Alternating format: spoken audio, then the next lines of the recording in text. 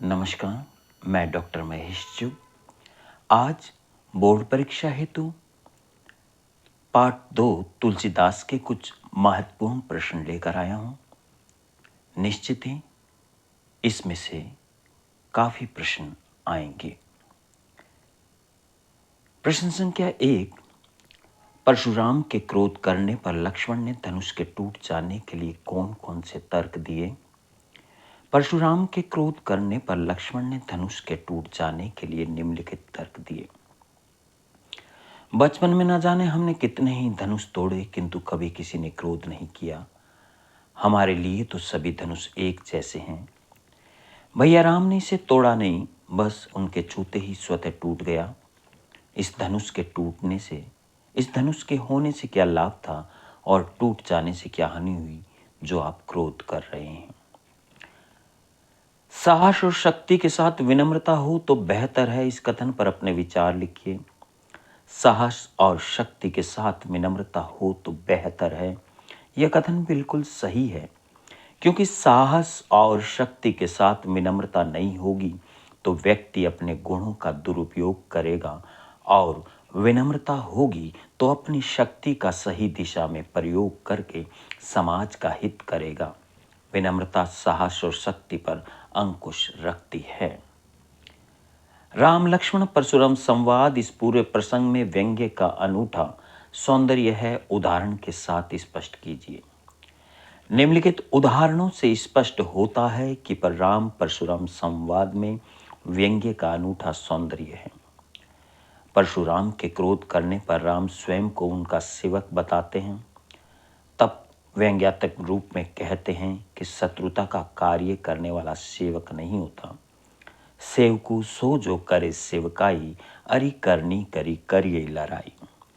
परशुराम के बार बार क्रोध करने पर लक्ष्मण कहते हैं कि यहाँ कोई भी छुई मुई का पौधा नहीं है जो तर्जनी करने से ही मुरझा जाएगा। यहाँ कुमड़बतिया को नहीं जे तर्जनी देखी मरी जाई। लक्ष्मण परशुराम को व्यंग्य करते हुए यह भी कहते हैं कि आपको शस्त्र धारण करने की आवश्यकता ही नहीं है, क्योंकि आपकी कठोर व कटु वाणी ही वज्र के समान है। कोटि कुलिस सम बचन तुम्हारा, व्यर्थ धरऊ धनुबान कुठारा। सामाजिक जीवन में क्रोध की जरूरत बराबर पड़ती है।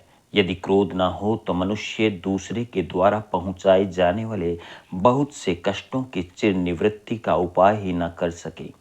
आचार्य रामचंद्र शुक्ल का यह कथन इस बात की पुष्टि करता है कि क्रोध हमेशा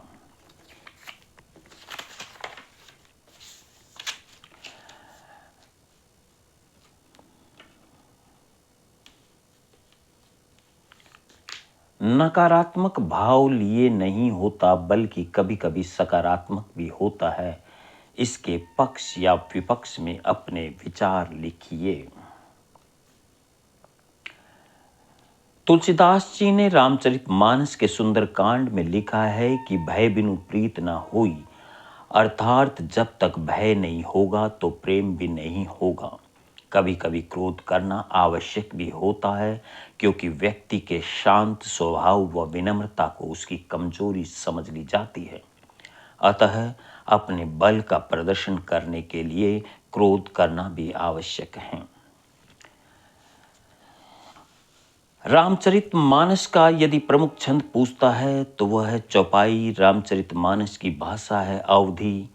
रामचरितमानस में कुल कांड हैं 7: बालकांड, अयोध्या कांड, अरण्य कांड, किष्किंधा कांड, सुंदर कांड, लंका कांड और उत्तर कांड।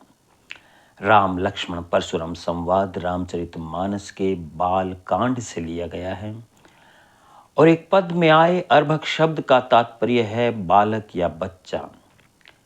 अन्य प्रश्न, सूर समर करनी कर रही कहीं न जनावई आपू का भावार्थ बताइए। उक्त पंक्ति का भावार्थ यह है कि वीर पुरुष युद्ध में अपनी वीरता का प्रदर्शन करते हैं, व्यर्थ में बोलकर अपनी वीरता की आत्म प्रशंसा नहीं करते। अगला प्रश्न, क्रोध पर विनय और व्यंग्य का अलग अलग प्रभाव कैसे पड़ता है? राम लक्ष्मण परशुराम संवाद के आधार पर स्पष्ट कीजिए। विनय क्रोध को शांत करता है जबकि व्यंग्य क्रोध को भड़काता है।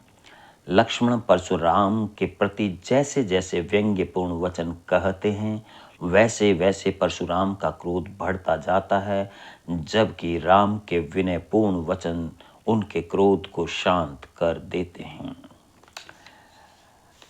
राम लक्ष्मण परशुराम संवाद पाठ में किन जीवन मूल्यों को अपनाने का संकेत किया गया है? राम लक्ष्मण परशुराम संवाद पाठ में विनम्रता, मर्यादा पालन और शील युक्त आचरण अपनाने का संकेत किया गया है। परशुराम जी का व्यवहार उनके मुनि रूप और वंश के अनुकूल नहीं है, उसी प्रकार लक्ष्मण का व्यवहार भी अपने कुल और परंपरा के अनुरूप नहीं है। सभा में हाहाकार क्यों मच गया? लक्ष्मण के कुटिल व व्यंग्य भरे वचनों को सुनकर जब परशुराम जी का क्रोध अत्यधिक बढ़ गया और वे फरसा उठाकर लक्ष्मण को मारने को उद्यत हो गए, तब सभा में हाहाकार मच गया। होई कोऊ एक दास तुम्हारा, राम के इस कथन में किस जीवन सत्य का बोध होता है? होई कोऊ एक दास तुम्हारा, राम के इस कथन में जीवन में कैसी भी परिस्थिति हो परंतु विनम्रता का त्याग व्यक्ति को नहीं करना चाहिए। इस कथन से इसी जीवन सत्य का बोध होता है। धन्यवाद। आज इतना ही, फिर मिलेंगे।